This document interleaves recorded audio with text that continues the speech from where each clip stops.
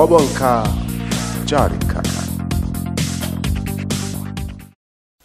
To jama'a masu kallon mu a daidai wannan lokaci, assalamu alaikum.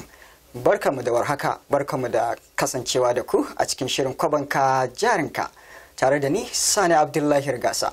Kamar yadda aka sani, shirin KWABONKA-JARINKA shiri ne da ke shiga cikin lunguna da saƙo domin ya kawo muku labarin kasuwanci, sannan tattaunawa ta musamman da 'yan kasuwa, inda za ku kalli tattaunawa ta musamman da ɗaya daga cikin manyan 'yan kasuwar hada-hadar cinikayyar wayar sadarwa wato SALULA, sannan ya kawo muku farashin canjin kuɗaɗe na gida Najeriya da na sauran ƙasashen ƙetare. Daga nan kuma ya sada ku da ɓangaren hada-hadar hannun jari domin sanin waɗanda suke da riba da kuma akasin haka.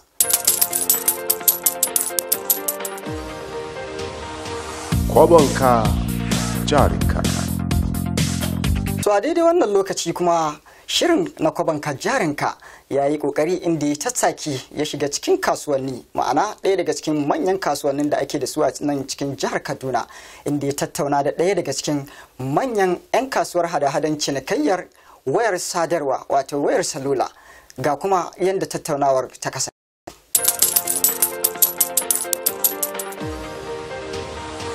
KWABONKA-JARINKA.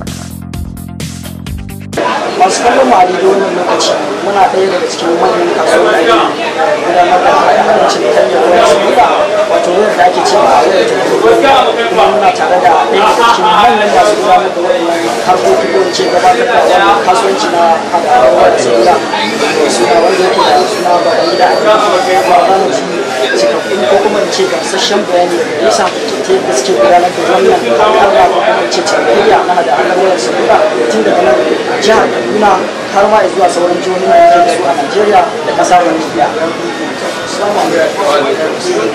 Malam baban gida kana ɗaya daga cikin manyan da suke gudanar da wannan harka kila kuma kare da ce za mu so ka yi ma wasu abubuwa da ba mu lokaci da sashen da kan yau da kuke gudanar da wannan harka yadda kuke shiga da ci da na jihar zuwa wasu jihohi da kasashen da kuke siyo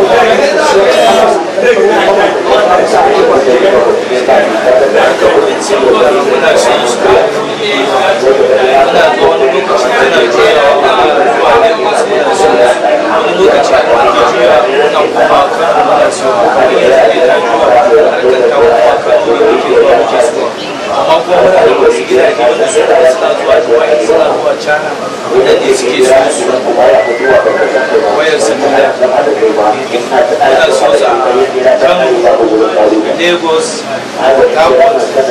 Dubai, China,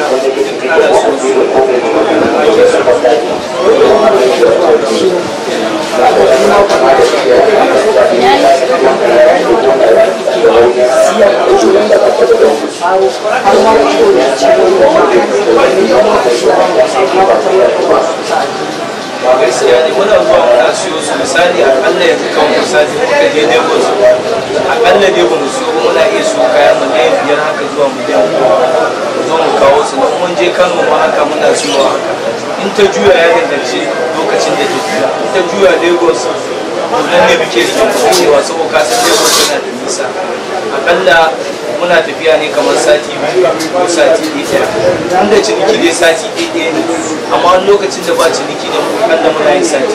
Amma kamar yanzu Kano akalla kwana 3 wani ma duk rana ma muna tura mutum ɗaya je su, duk rana zai je.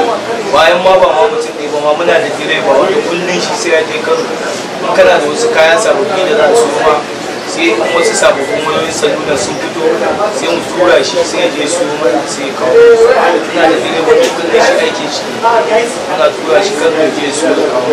Amma kamar Lagos yawanci sai da kanmu ne muke zuwa saboda harka ce wanda tana da mutuwa, ana samun masu matsala. Kaga dole ne wani lokaci sai da kanka ne za ka je ka maida su can su ba za ka iya tura direba.